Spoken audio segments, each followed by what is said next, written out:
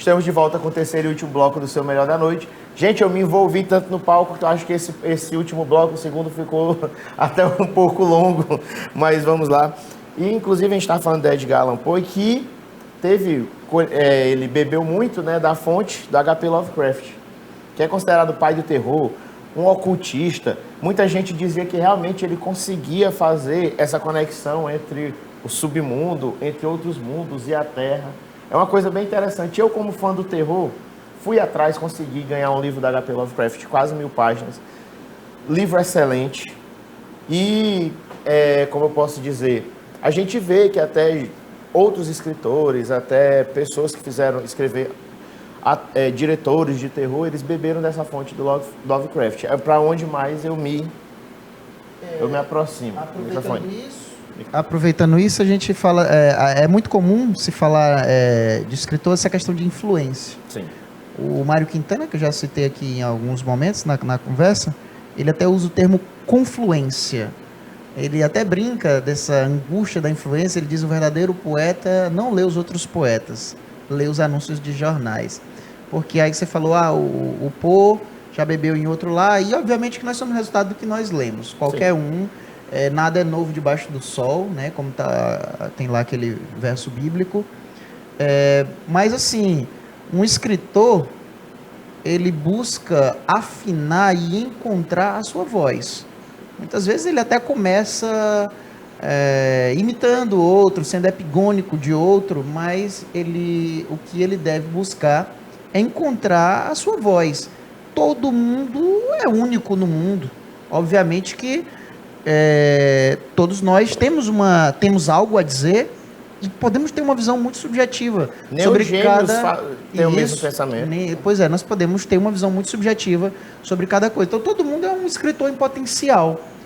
Agora esse acordar-se para dentro, esse ver as manchas nos muros, como diz o Quintana mais uma vez. E eu cito muito Quintana porque eu estudei como monografia, e o Quintana às vezes ele é até visto como um frasista, e na verdade são leitores apressados também. O Quintana é um velhinho safado, um escritor dos melhores, um lírico raro na poesia brasileira. Então assim, até é um velhinho que eu gostaria de poder tomar um café com ele, mas infelizmente eu ouvi esse desencontro geracional, né? Como eu gostaria de conversar com alguns dessa cidade, como um Del Silva, como um Vitor Gonçalves Neto, que dizia: eu já tive 217 profissões, inclusive 2 honestas. Né? Uma grande figura dessa cidade. Essa cidade precisa... Certa vez, Salgado Maranhão, que é uma das expressões maiores também da nossa poesia, disse assim: Caxias é uma cidade que dorme sobre um tesouro. Isso me impactou bastante, porque realmente, quanto mais a gente escava na nossa história, a gente vê que a gente tem muitos nomes para guardar, muitos nomes relegados aí, colocados no esquecimento, e que a gente até usa a expressão que a gente está resgatando. E aí eu até coloquei outro dia, ao falar, por exemplo, do Del Silva, que eu estou estudando, pesquisando para organizar a sua obra completa, eu disse: na verdade, nós não estamos resgatando o Del Silva porque ele não estava morrendo. O que estava morrendo era nós, na nossa ignorância. Nós é que estamos nos auto-resgatando de nossa ignorância, né? Que às vezes esses verbos são muito utilizados, resgatar e tal, tudo mais, que não deixa até de ser, porque realmente o cara está na lama, mas isso parece que até combina com o poeta. O poeta, ele rima com lama. O poeta, ele é muitas vezes esquecido mesmo, muitas vezes até incompreendido. O Del Silva é incompreendido, é um nome que passou ali, foi muito lido na década de 70, é um cara que ficou meio colocado aí no esquecimento. Isso acontece sempre com grandes escritores. Nossa Maria Firmina dos Reis foi praticamente, né, um século todo, teve até que assinar o seu romance lá, Uma Maranhense e tal, toda a voz da mulher por muito tempo foi negligenciada também, não era colocado como hoje nós temos lançamentos aí, tantas mulheres produzindo, publicando e sendo colocadas, né, ao julgamento crítico dos críticos literários propriamente ditos e do próprio tempo, que vai dizer o que fica, o que não fica, né? Mas eu acho que todo mundo precisa ter espaço e voz, né? Aqui em Caxias eu vejo que tem muita gente boa, uma cidade que respira cultura. Temos exemplo aí do Sarau, que você organiza, Feira da Arte. Eu cresci acompanhando minha mãe em muitas aulas da UEMA, ficava esperando, e eu via alguns sarais, eu observava, já participei de alguns, inclusive alguns aniversários de Gonçalves Dias que fazia, eu já fui, participei, recitei algumas coisas. Eu sinto falta disso hoje em dia. O que tu acha que fez com que diminuísse a frequência que as pessoas se juntassem para conversar, para falar de poesia, para falar de literatura? O que causou isso? Não, eu acho que na verdade esse movimento em Caxias está bom. Esse movimento em Caxias tem melhorado. Eu acho que já foi muito fraco por um tempo, porque a gente se dependurava no pescoço da tradição. Até oportunizava que as pessoas dissessem uma falácia tola e Caxias é terra do já teve. Na verdade, isso é uma frase que é tosca, porque é puro desconhecimento, até preconceito, porque Caxias tem demais. É o se orgulhar da ignorância. Caxias tem gente demais nas mais diversas áreas artísticas e nesse aspecto de movimentação, de pessoas se encontrando hoje. Então nós temos articulistas culturais muito importantes. A exemplo, por exemplo, você citou do aniversário de Gonçalves Dias, que é realizado todos os anos pelo professor Givaldo Quinzeiro, que foi homenageado agora no Sarau, na Pele da Palavra. É um cara que faz as coisas independente de ter apoio financeiro ou não, ou seja, a causa para ele é maior. Nós temos articulistas culturais na universidade, sempre tem o professor Eliseu com grupos de teatro, o professor Eliseu Arruda, a própria Cláudia também, muito ligada a isso, entre os professores Solange Moraes, e agora mais recentemente tem o professor Antônio Luiz, com a Ana Rosário, entre outros. Então, assim, tem articulistas dentro da universidade, a professora Josiane Maia, que sempre fez muito projeto, e eu vejo um cara bacana, um artista, que a gente tem um movimento hoje que é a Academia Fantasma, a gente tem feito bastante debates ali no Arte Café, que é um espaço bacana no Mirante, um palco de diálogos, e ele tem conseguido reunir tribos que às vezes são invisíveis para a cidade. O Cid Brito, que Sim, é um artista muito interessante, um artista espetacular. Eu sou muito fã do Cid, e ele tem conseguido ser esse ativista cultural também, que consegue reunir tribos que são muitas vezes invisíveis na cidade. Então eu vejo que nós estamos num momento bom, num sentido que esses movimentos estão se dialogando. Eu, enquanto, por exemplo, realizador do Na Pele da Palavra, eu sou muito grato a essas parcerias todas que eu tenho aí na cidade, e eu vejo nessas pessoas sempre muita disposição para participar de movimentos dialógicos juntos. Obviamente que isso ainda não precisa ainda aumentar o seu eco, de repente, para que não fique, para que vá além da nossa geografia, além de Caxias, além do Maranhão. E eu acho que Caxias, hoje, o Salgado, por exemplo, está sempre colocando, Caxias foi recolocado no palco do debate, hoje, nacional. Como funciona esse teu sarau na Pele da Palavra? O Sarau na Pele da Palavra hoje é um sarau de Caxias para Caxias e para além de Quantos Caxias. já foram feitos? A gente já tem mais de 5 anos, nós chegamos à 15ª edição. Olha. Ele teve um hiato, aí deixou de acontecer no ano de 2019, por uma série de questões, até pessoais minhas também, fiquei com dificuldade de realizar. Mas nós entendemos que é muito interessante que continuem acontecendo. Há uma parceria muito grande com as escolas, né? Professores desenvolvem os trabalhos. Agora mesmo, nessa última edição, vários pais chegavam até a gente: olha, meu filho desenha, meu filho escreve e tal, tudo, e a gente diz: olha, o sarau é um espaço totalmente democrático, e seu filho, se quiser expor na próxima edição, tem um momento no microfone aberto. Obviamente que ele tem uma programação com a destaque e movimentação das obras dos autores homenageados, mas ele é um espaço que oportuniza esse ambiente de dar voz a todos quantos, né, se desejam. Tanto que a gente não tem um público-alvo. O público-alvo é aquele que se permite ser atingido. Eu até gosto que seja em ambientes abertos, né? A gente procura esse estabelecimento com um local desse, como foi agora na pizzaria, porque ele já tem a estrutura. Em vez da gente se preocupar com essa estrutura, ou de um lugar para a pessoa se sentar, ou de ela comer, beber alguma coisa, já tem essa estrutura lá. Nós nos preocupamos com essa parte mesmo artística, cultural, né, de juntar essas tribos todas, essas expressões todas ali e dar voz, para que isso ecoe, para que vá além da noite, para que vá além daquelas peles que ali estavam, que vão levar para outras vidas, e isso repercute viroticamente. Como isso a gente... é bom porque dá voz para muita gente. E como eu disse, Caxias é uma cidade que ela tem cultura por todos os lados, tem muita gente boa, tem muita gente que precisa apenas de um espaço para se expressar.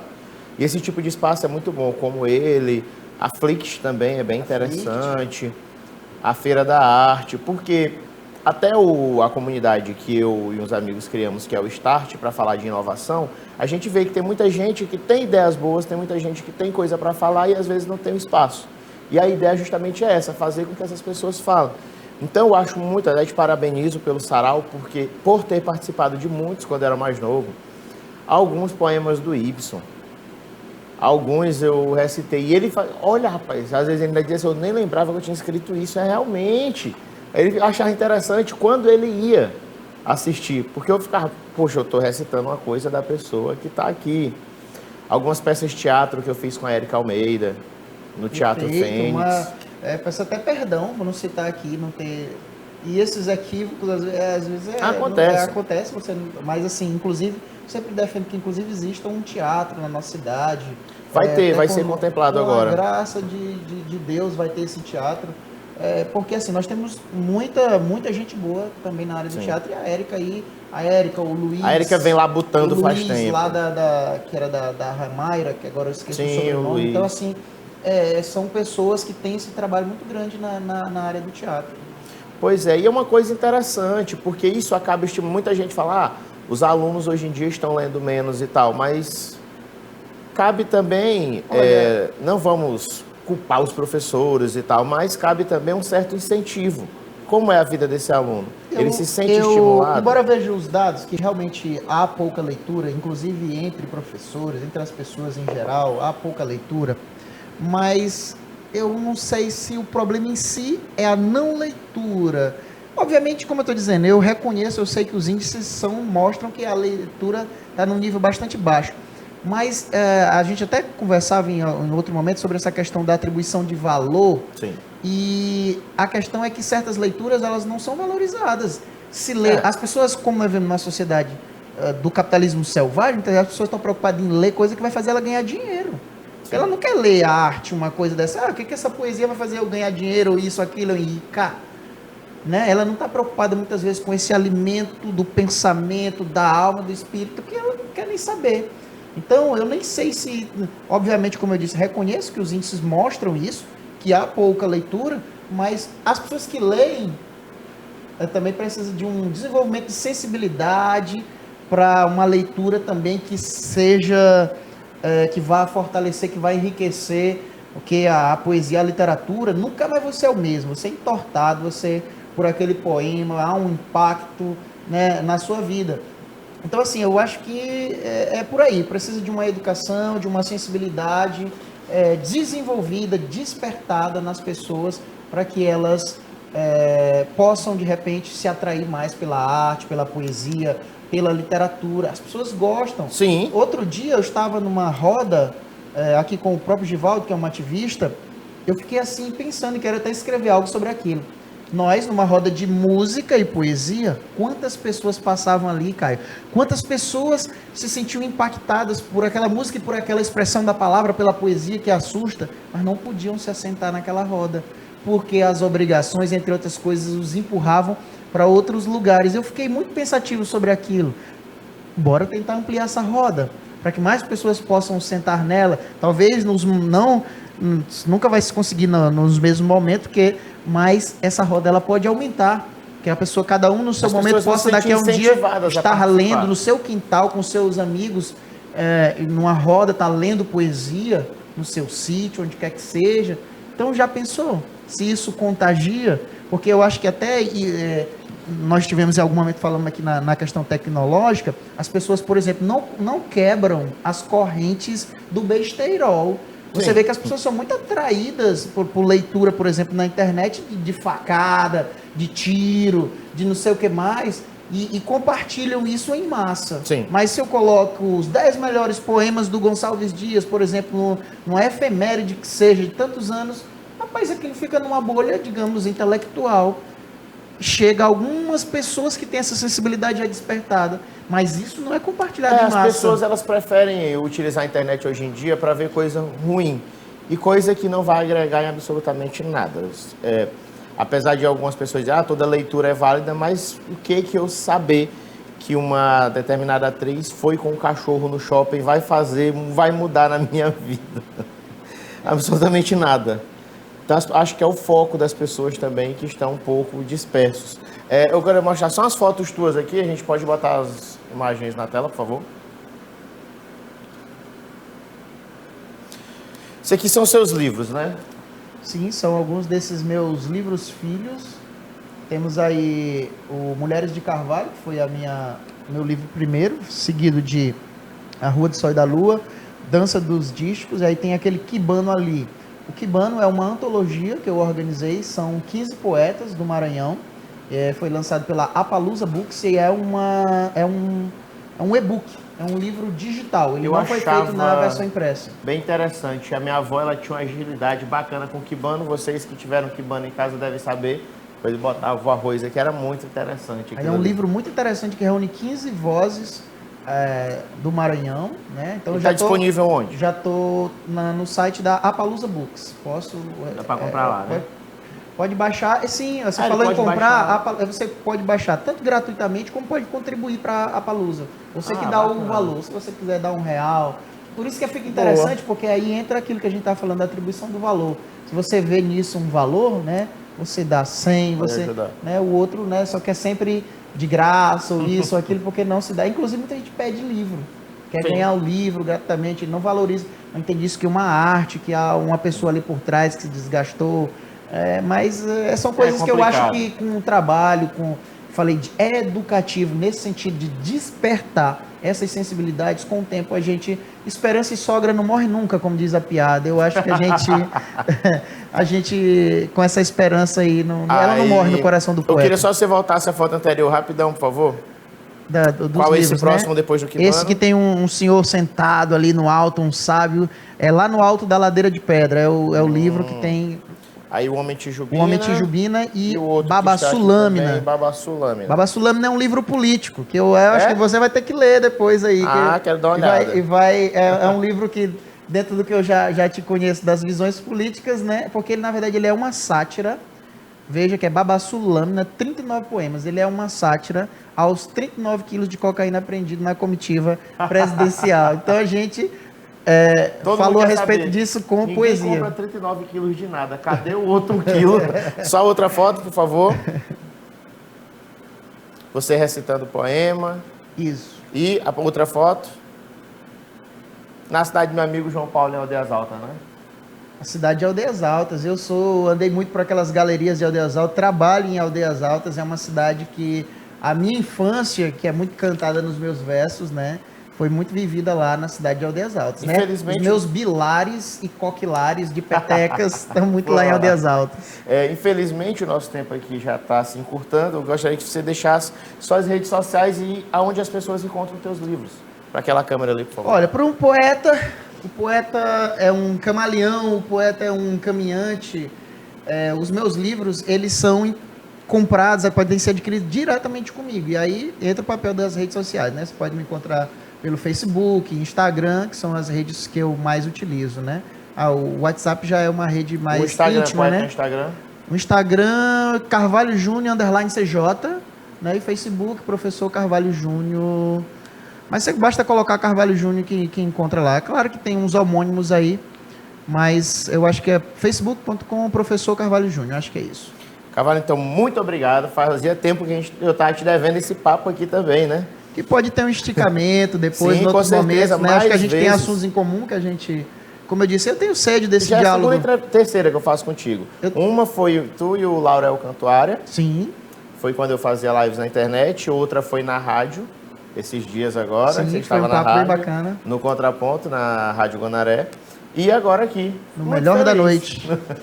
Pois, muito obrigado, Carvalho. E fica o convite para outras vezes você vir, porque eu tenho certeza que assunto não vai faltar. Assunto não vai faltar e eu agradeço pela oportunidade, pelo espaço para a poesia, para a literatura, para esse papo bem aberto que a gente teve aqui, que versou pela política, pela educação.